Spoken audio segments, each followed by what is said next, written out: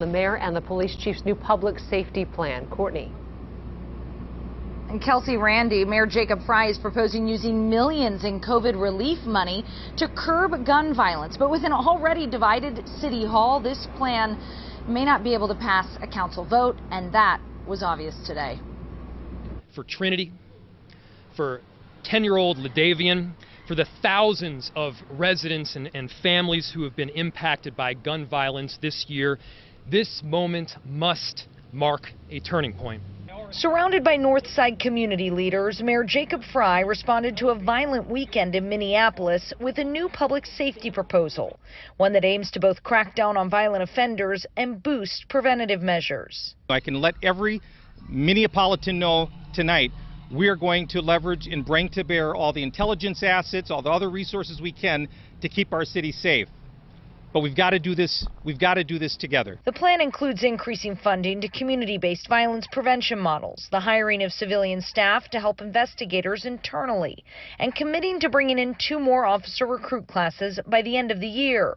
But the plan is already dividing the city council. Notice the council members who are here and notice the council members who are not.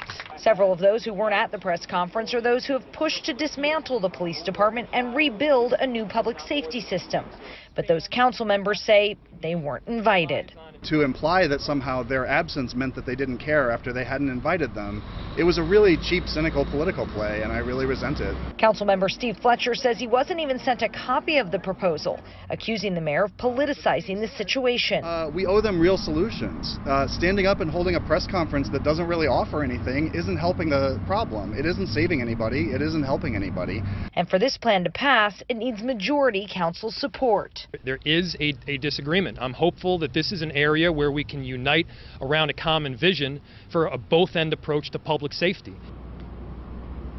As Steve Fletcher discussed in our conversation today, Councilmember Philippe Cunningham and Councilmember Jeremiah Ellison were not invited to that press conference today, which took place on the north side, which they represent.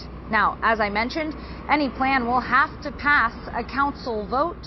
I reached out to all the council members who were not at that press conference today, and many of them said they still have to review the plan before they take a stance on the issue. Reporting live in Minneapolis, Courtney Godfrey, Fox 9.